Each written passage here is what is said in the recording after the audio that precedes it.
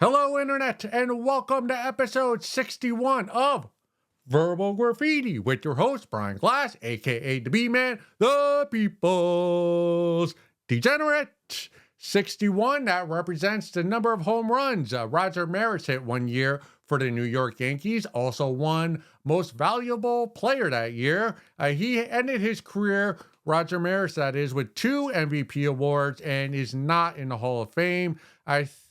I believe he is one of only 2 players with 2 MVPs who is not currently a Hall of Famer. I actually agree with that decision. If you look at his 12-year career, the numbers just they aren't there. But we're not baseball historians here, so let's move it along. The B-Man, Brian Glass, aka the People's Degenerate. Again, I have this tendency to start off being so redundant, but I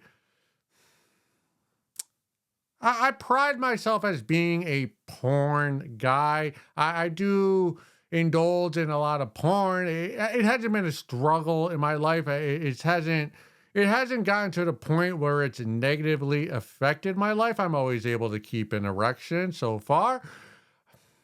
Here's the thing, though. I've had this eternal conflict.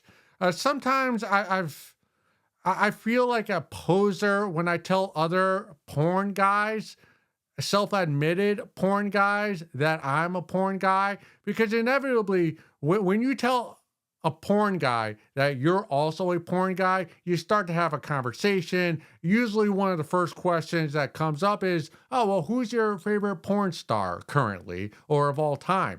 And that's when I start to self-doubt who I am as a porn guy, because I prefer amateur porn. As many of you who have been a follower of Verbal Graffiti know, I am a lover. I actually like seeing real couples have sex.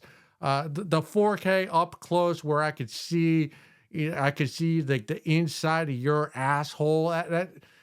That really doesn't do it with the perfect lighting. I actually like watching like dorm porn where it's a little dark and you can see like a poster of the New York Giants on the wall, or you see like a dog walk back in the background across the kitchen. Like, I like seeing real sex in real environments, which makes me doubt myself, because when I get asked that question, who's your favorite porn star?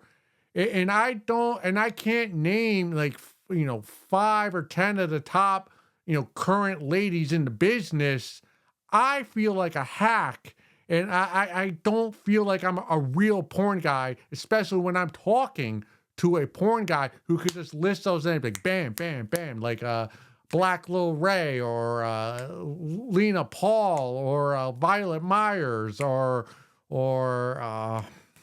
again, I don't even know all the names because I've been mostly on the amateur end of porn. So when I can't go name the name with a porn guy, I feel inadequate calling myself one. But I have said probably the last year or so, I have been transitioning more into this normal, uh, like non-amateur, like real porn star porn. So I do know some of the names. One names I do know is what's her name? Autumn Fall. Sorry for that pause there. I was envisioning her in my head, but I was trying to come up with a name. She's very curvy, Latina. I found also another thing I've been doing. I've been using Reddit for porn, and one thing, those are like 30 to 60 second, 30-second to 30-second clips. So if you just want to pop one off real quick, you're able to do so. One thing about that, though, that I find very frustrating is there's a lot of those clips don't have sound on them. So you have to like click on the link and open it up in a red GIF, which is like another site, and those will have the sound to the video that's on the Reddit. So it's a little frustrating having to go from one to the other. So if any of you know how to get sound on the smut that's found on Reddit, let me know down in the comments. The B-Man, all of us here at Verbal Graffiti would appreciate that, because it's a little tedious having to go from Reddit to red gifs, and I don't even know like what the fuck deal is with red gifs, if that's gonna fuck up my iPhone or not. But anyways, yeah, I've been using Reddit. Was watching This is all culminating in what I was watching last night. I was watching this 60-second smut clip of Autumn Falls, this curvy, bodacious Latina porn star, which is my type. And and I've watched a lot of her videos over the years, but this particular clip, she was very young in it. She was new to porn, but she was on top, kind of like a catcher position, squatting down on the wiener, and she had a pink thong on, but pulled to the side, and she was still like had the thong on, it wasn't off. So she was squatting up and down on the guy, and I was just enamored with her face because she hadn't. Because if you know, I'm not positive, so this might be slander, but I do think that Autumn Falls has had a lot of work done on her body. What I mean is like plastic surgery, whether it be like lip injections or titty implants or some other facial work done.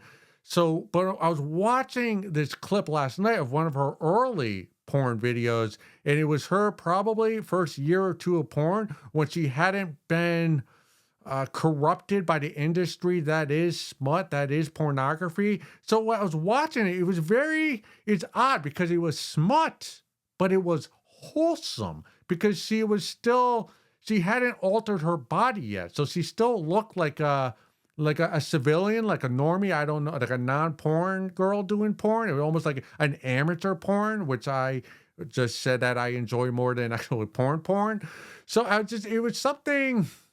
I won't say it was Disney, but it was definitely, it was almost like porn you could watch with the family. Like this was a real lady, not a star of the industry that we know today that Autumn Falls is. And I always do. And I do like that genre of porn. When the lady who's a famous porn star before she became turned into that, and when she was just kind of like normal, just a horny, just trying to make it in the biz when she wasn't, a name.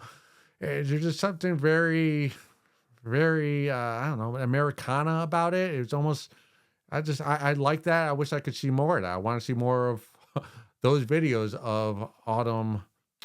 What the fuck's her name? Autumn Falls. Also found out last night that I was talking about this on stage as well, and a buddy of mine, Ben, told me that she's from Waterbury or Watertown, or she's from Connecticut. Like she went to high school in Connecticut, Autumn Falls. So there are friends of Ben who know her. So now I got like I'm having that internal monologue to be man. Well, should I DM her and ask her to one of my comedy shows? And see if we know anybody in common. Try to find it in that way because if yes, I would date. I would go steady with a porn star. Yeah, look at this. Of course, I would. I think that's enough about her. But yeah. Big fan of Autumn Falls pre and post body work. Keep it up. You helped me out last night. I owe you one. I owe you lots of drinks for the pleasure I've gotten from your work. All right. Moving along. I found this. Let's move on to something more professional. This comes from the subreddit Journalism. I am a 33-year-old woman, and I want to transition into a career in broadcast journalism. Am I too old to enter the field? Question mark. Normally, I'll say 90% of the time, I say, fuck it, leave your current position and go after what you want, regardless of your age. With this one, though, it's a little frustrating because sometimes when I read one of these Reddit posts, there are so many follow-up questions I want to ask the poster, and I'm not able to do so. The questions I want to ask her are, what are you more interested in? Are you more interested in the journalism or the broadcasting? Now, if it's the journalism, I say go for it. You don't even need to go to school for journalism. Honestly, some of the journalists I follow most on X have no credentials in journalism. And you don't, with the internet today, you don't need to get a degree in journalism. All you got to do is find a subject matter or an event that you're really interested in, that intrigues your mind, and just do a deep dive on on that event. Research it as much as you can, read as many articles, as many books, as many podcasts, start writing posts, write an article about it and post it to X or in all your social media feeds. And if you have a way with words and you have a way to grab people with the title of your articles on the event that you're interested in, you will gain a little bit of a following, and maybe they'll relink it, and eventually you'll get enough followers if your work is worth it, where you can now open up a Substack, which is like a paywall that people pay you per month. It's kind of like OnlyFans, but for journalism, where people will pay you $5 or $10 a month for your content, but it's journalism, and you can kind of make a living doing that. If you have enough followers, you can just do that full time and really dedicate yourself to journalism. I suspect, though, that you mentioned age, that you're more interested in the broadcast more so than the journalism, because you're concerned about your age, which means you're concerned about your appearance. And yes, when it comes to broadcast journalism, from what I've seen from my research, it looks your appearance and your voice are far more important than your journalism credentials or your IQ or your just overall intelligence, worldly experience in your life. Now, for guys, most, from what I've been told, it's about big faces. If you watch all the late night shows, all the big news, the big guys in news, they all have these huge heads. For whatever reason, big heads, it just looks more handsome on the camera. I have a teeny long head, so obviously I would never be good for broadcast news, but you're a lady, so obviously ask yourself this question. Be honest with yourself. Are you a hottie? Are you a 10 out of a 10? If you are, if you're a babe, you got enough cleavage, you have perfect hair, you have a perfect white smile, you've gotten Invisalign, you've gotten your teeth whitened, you know how to do your makeup, you could go toe to toe with any 23-year-old in any bar in America, you could strut down any street and turn heads, you got a shot at broadcast journalism. Give it a shot, give it your best. Chances are you're not a 10 out of a 10. Just 10 out of 10s are hard to be. It's hard to be a 10 out of a 10. So you're behind the eight ball in that regard. You're going to have a tough uphill struggle. And as a 33-year-old, you're about to hit the wall, as they say in the red pill sphere, which means you're probably, if your aspirations are to be a national broadcaster, that's not going to happen. You're too old. You're going to be too crusty by the time you get into reps to ever get on Good Morning America with what's that football player's name? Michael Strahan, New York Giant. Or is that Good Morning America? Those morning shows, those national morning shows where they get paid millions and have millions of followers and are famous. You're not going to get there. So if that is your aspiration, shut it down right now. Go get blackout drunk and just forget that you ever wrote this Reddit post, because that's not going to happen. Now, if you're okay just being a local broadcaster for your local news station, whatever metropolitan area you reside in, you can do it. You can do it. You gotta curtail what your aspirations are. Like, you're not going to get in one of the top 10 markets in the country starting out as a 33-year-old. That is not going to happen. Now, I don't know why you'd want to be a local broadcaster, like local news broadcaster. When I watch local news, it's very sad. It's very I'm using the word disheartening too much, but I see like local news are where dreams go to die. When I watch local news, it's two broadcasters who had aspirations of being a national broadcaster, but they don't have the talent or the appearance to ever get there. So they're stuck in, New Haven County News, Connecticut, and they never bust through that ceiling. There's nothing more depressing than seeing a guy who's on local news. It's the same network for 15 plus years. And there's always that tension too, right? There's always that tension. It's the guy and the gal who have been there for 20 years. They're local legends, but then like the hot 23-year-olds where it's a babe or a stud, they come in and they have aspirations to become national. And the old timers, the local legends, look at them and they got to see the failure in themselves in those young hotties because they were once those young kids with the aspirations and they never reached those stars. So it's got to make them, it's just got to eat them alive on the inside. Hey, as a stand-up comic, as a 40-year-old still trying to make it, hey, I see a lot of 23-year-olds who are funnier than me. And so I understand that feeling. Although I do think I'm an original, so it doesn't really eat me up on the inside because I really do enjoy the content that I put out. But that dynamic is very, very in the local broadcast arena is very, man, it's a hard pill to swallow if you never got to where you want to be. And you're past the age of really striving for the national broadcast. So is that really what you want? Like, yeah, it's cool to be a local legend. Like, it's cool to get recognized when you're out and about.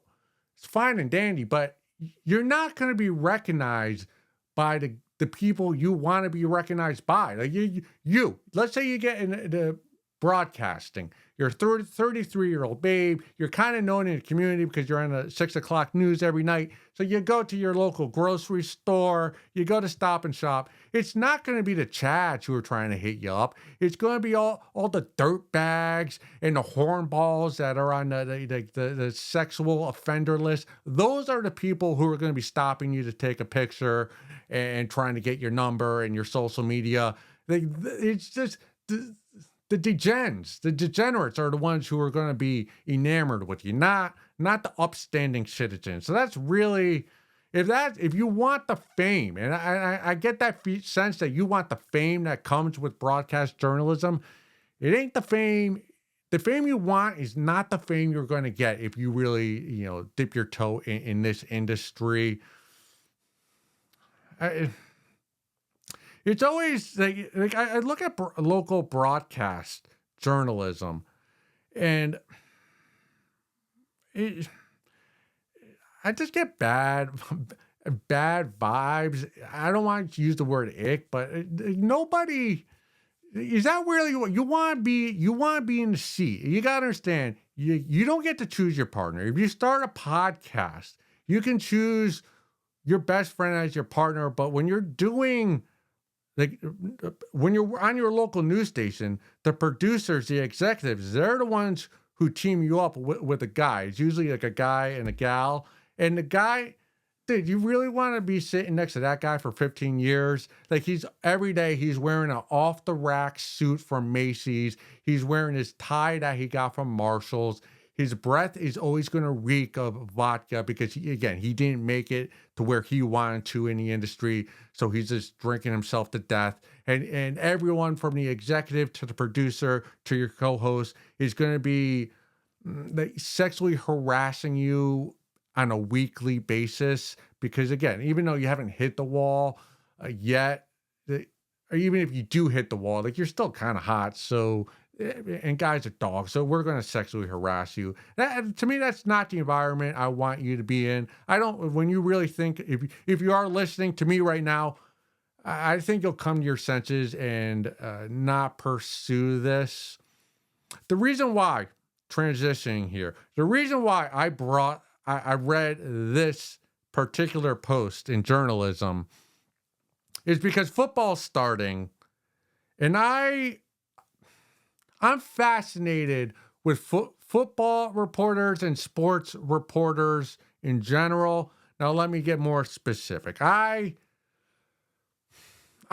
the B man, I am fascinated with the very attractive young female sports reporter. Because when I see her, my initial thought is that, well, she's got to be fucking the athletes. That's how she got the position. That's how she's getting the inside stories. And all these reporters will claim, no, no, no, I'm not sleeping with any of the athletes.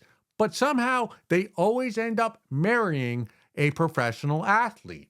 How does that happen? Because they're fucking the athletes. This is happening, right? I'm not the only one who sees a hot sideline reporter who's interviewing an NFL quarterback or a college quarterback, and she's giggling, she's playing with her hair, she's touching the guy on the shoulder pads. Like she's trying, it's like, okay, how do you feel you played in the first half? Oh, I went real well. We got to throw the ball more. I thought we made some progress. We need to do better on third down. And as soon as the cameras are off, she's trying to get his contact info so they could fuck in the hotel room after the game, right? That's happening. That's like those hot female reporters are only getting that job because they're young, they're hot, and they're attractive, and they probably got their degree from Syracuse. And it goes both ways too. The guys, like the ex-athletes who get those broadcasting roles, they only get them because they have the square jaw, the perfect amount of, facial hair, the perfect hair that's not receding. Again, broadcast journalism, it's all about your appearance, how hot you are. And I'm okay with that because when I turn on my TV or my streaming network, I want to see hot babes, attractive men, handsome men. I see too many uglies and potatoes in the real world. So the TV world, that's for make-believe hotties. But for these babes who are saying, no, no, no, I got this job because of my credentials. I worked super hard to get there. Well, maybe you did work hard, but don't act like your looks had nothing to do with it. Because that 90% of it was your appearance got you in the door, got you the interview, got you on the field to interview the athlete that you somehow amazingly marry. It's amazing how that happens to almost all of these female reporters. Let's go look at some photos.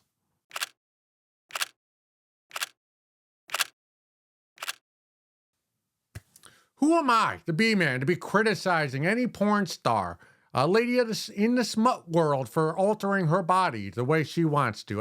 I apologize to all the ladies in the smut out there. I'll watch your videos regardless of whether you have had your body altered or not. I shouldn't have done that. Again, I was just trying to be funny. I'll watch your videos regardless. Whether you want to take fat from your butt cheeks and put it into your lips, or fat from your belly into your boobies, or do something else with your skin and pull it back to look younger, forever young, from here until the day we die.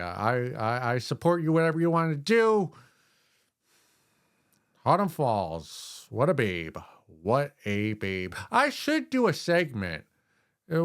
Previous segment, I was talking about sports reporters. I should do one where I rank the top 10 hottest babes sports reporters going today. That would probably involve way too much research for my liking, so that's probably never going to happen, but maybe I will. Maybe. I don't know. There'd be a lot because I'd have to do everything with categories and a scoring system and kind of do from high to low and reasoning for where I rank each reporter. It's so much more easier with smut because with that, the ranking says, well, I watch more of her videos than hers. That's why she has a higher ranking, whether it's Autumn Falls or Violet Myers or Alex Starr or Haley Rose, or there's a lot more. We got to keep it going. I just can't spend an entire episode listing ladies in smut that I admire, whose work I admire. So let's get into this next segment. Comes from, if you're wondering why I'm wearing a vest, one of my favorite shows, the first 3 seasons anyway, was Peaky Blinders. I like the way the guys dressed in that television show. I like the vest, the fashion, so I'm trying to replicate it with how I dress. All right, into this next segment. Found this one on the subreddit for scams. How to have an intervention for my aunt who is addicted to a scam online boyfriend. Has given 25K so far. Okay, let's see if we can help. My aunt found a guy on FB, I believe that's Facebook, a few years back after her divorce. He had some ridiculous backstory like being a retired American general living in the Middle East. She started sending him money when he complained about having issues with the VA or something. Then she dumped him, and suddenly a new guy popped up who shared all her interests. The one she had told the general. Same cycle starts up again. She dumps him and now tells me that one of the actual members of the Rolling Stones is talking to her online. She loves the band. It's wild. The whole family is planning a big confrontation with her. So far, I have been able to prove little. I'm hoping to talk to someone who is an expert in this and can help me, one, gather evidence, and two, anticipate what will happen if she cuts off contact with them. Should I reach out to a PI, or is there a better resource out there? Well, lucky for you, there is a better source for you for this, and it's the B-Man, Brian Glass, and all of us here at Verbal Graffiti. Do not hire a private investigator. Now, my day job, I do a little bit of investigative work, not this type of investigative work. The best strategy for this one is let's talk it out as a group. I know it's just me, but pretend we're all here. We're all in a circle, sitting crisscross applesauce. Back in the day, it was Indian style. But let's talk it out. How should we handle this? First of all, I have the talking stick, so I'm going to be doing the talking first. I want to point out the positives, because there are a few positives with this. Number one, well, just the obvious. Let's point out the obvious is your aunt. Your aunt is lonely. She's heartbroken. She was divorced a few years ago. I'm just going to guess she was probably married for quite a long time, and now she's alone. She's seeking out love and affection. She's not the only one. She's not the only lady or gal or guy who's gone online and gotten catfished into a fake relationship and lost a lot of money. The positives are, though, that she hasn't lost all her money. Yes, she's lost $25,000, which is quite a hefty number. That would certainly hurt me if I lost $25,000, if I had $25,000 to lose. So that's a lot of money, but it's not all for money. So that's a positive. Another positive is there's been more than one of these men. So that's a positive, because there does come a point where she dumps the guy, which means she does have enough self-confidence in herself to be willing to dump a stranger and be willing to, go back out into the internet and find another, fake boyfriend. So that's a positive. Another positive is that she's being open with you about this. It seems like you have enough communication with your aunt, and she's being open enough with you to tell you about all these online relationships she's having. So these are all positive. And there are plenty of families out there who do not have these elements present, because there are a lot of aunts, uncles, family members, who've lost a spouse or have gotten divorced, who get online. They think they're in a loving relationship. They lose all their money. So you have nothing left for your inheritance. So you get no money. And they're too embarrassed to tell their family, so they keep it a secret. And you don't find out until either the person, offs themselves or, dies of natural causes, that there's no money left for you because she gave it to some guy in Russia named Vladimir, who is very good with computers and hacking and faking being a Chad for for a lonely lady here in the US, which it was saddening. I have a story. Actually, this is a real story. I have a friend of mine, I won't name him. He had a colleague, a coworker, works for the state, who bought a Russian bride. Right? They never met, bought her online for $10,000, or was it? Yeah, let's say it was $10,000. It was a hefty price. So $10,000. Guy showed up at the airport. The Russian bride never got off the plane. He was scammed $10,000. How embarrassing is that? Had to go back to, like, he was bragging to all his colleagues that I bought a bride, I'm going to get married. Then, he takes a week off for the marriage and honeymoon, comes back and like, oh no, it was a scam. I'm out $10,000. Honestly, I wouldn't go back. Dude, if I got scammed from a fake Russian bride, I'd tell my family, let's go out in the woods and off me like I'm the old yeller, because your life's over after that. But hey, it's a positive. This is not your aunt. Like, this is not, your aunt's not calling you from the Philippines crying, tears rolling down her face going, please, can you buy me a flight back home to the US? I just lost all my money and I can't afford a flight because I got scammed from some guy named Vladimir and he never showed up and I got huckstered, and please, I need money. You're not in that situation. Your aunt still has money. She's still communicating with you. So these are all positives. Now, for confronting your aunt, like having your whole family and friends get together to confront her about her actions, it's not going to work. I've never watched the show Intervention. I know many people who have. They rave about it. Interventions are great for TV because it's great for the drama, but I just can't. It can't be good for the addict. Anything I've ever heard from drug addicts or any kind of addicts is you don't change your life until you want to end the addiction. Until you feel you've hit rock bottom, like, nobody's going to be able to help you. So the intervention, it's going to be a dog and pony show. She's going to tell you, okay, I'm going to change. I know there's this guy, the Rolling Stones member, Mick Jagger. He's not talking to me. I promise I won't talk to him ever again. Here's what's going to happen. You're all going to be great, good, problem solved. Nope.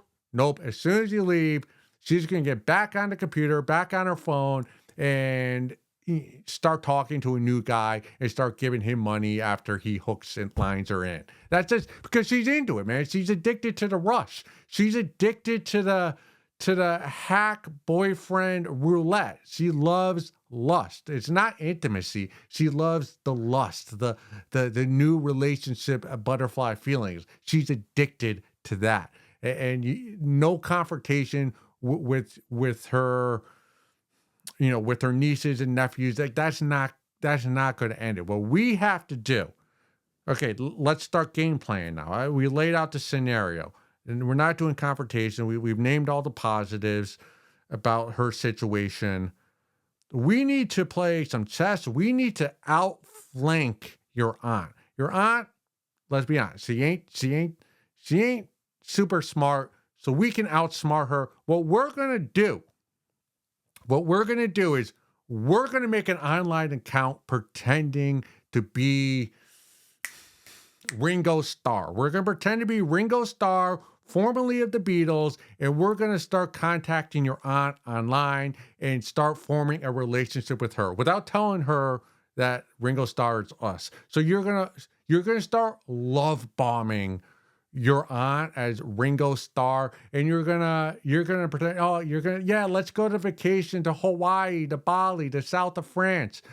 Tell her that you're gonna buy her handbags and a new Corvette, and we're gonna get a puppy together and name her Molly, and start sending her photos of engagement rings and start talking about what cut and size she wants. You're just gonna love bomb the fuck out of your aunt so that she dumps the Rolling Stone fake band member and starts dating us, Ringo Starr. And then here's the key though. We hook her thinking that we're Ringo Starr. Do not tell her. Do not tell her after you've fooled her that you made a fake account.